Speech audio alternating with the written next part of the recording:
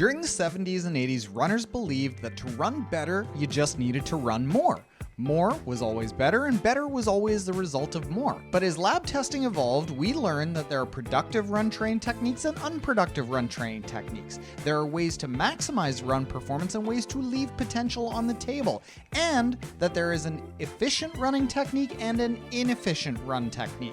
Factors like where your foot lands when you run, what your running cadence is every minute, and how much you lean forward all make a big difference in your speed, how smooth running feels, and how long it takes you to feel tired when you're running. The problem with a lot of run technique cues is that they're really hard to execute for more than a few minutes without falling back into your previous inefficient run form.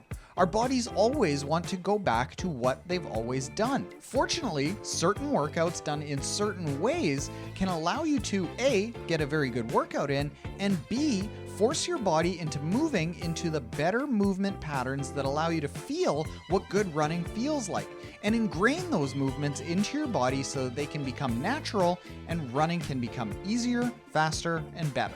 What's up, motivators? My name is Taryn, and when real people want to accomplish something amazing in endurance sports, they choose Motive training plans. Let's do it. A friend of Motive's, Dr. Rafaela Sinisgali from Sao Paulo University in Brazil, performed this study of Ironman athletes and found out that, surprisingly, training volume leading into Ironman Brazil did not have an effect on the performance of the athletes they studied.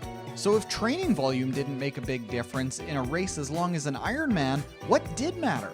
Studies are finding that what makes a bigger difference in endurance sports performance is not the total hours you spend training, but what you do during your hours training that matters. That's why in our app, we use workouts that are optimized to get the absolute most out of the time our athletes spend training. One way you can do this is by doing workouts that constantly nudge athletes towards a better and better run technique.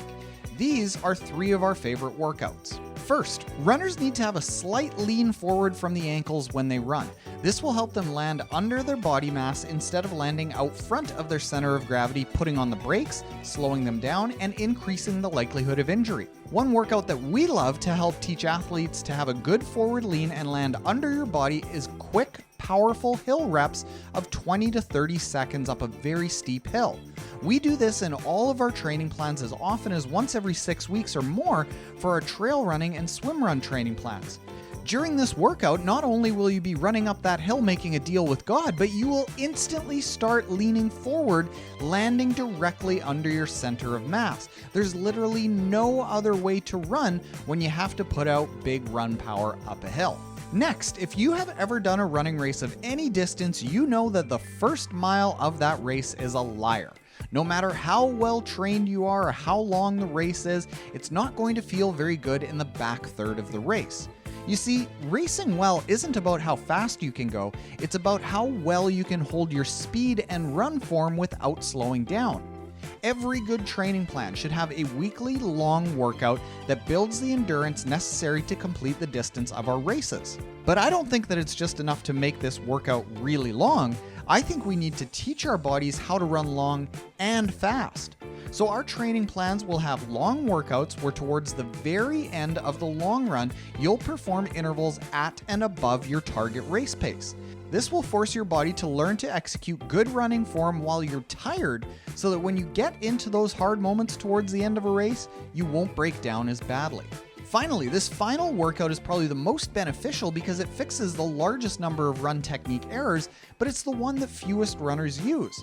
Trail runs are critical to training, but most people don't do them, and most people don't do them correctly. Have you ever seen really great runners run? They have amazing body awareness. They're totally in control of their body. They look loose, relaxed, and spring off the ground, spending just a fraction of a second of ground contact time. This is what trail running can encourage. But unfortunately, when most people run on trails, they tend to plod along slowly, reinforcing some bad run techniques. Instead, athletes should work to be springy off the ground, spending as little ground contact time as possible. Working to quicken up your ground contact time on trails where the surface wants to slow down your ground contact time will actually work to get you to decrease your ground contact time when you go back out on the road, and you'll have that nice, smooth, high body awareness, loose running technique that so many good runners have. Now, you might be saying that these seem like very small changes, but wild workouts with bizarre training plans and newfangled methods will almost always overpromise and underdeliver.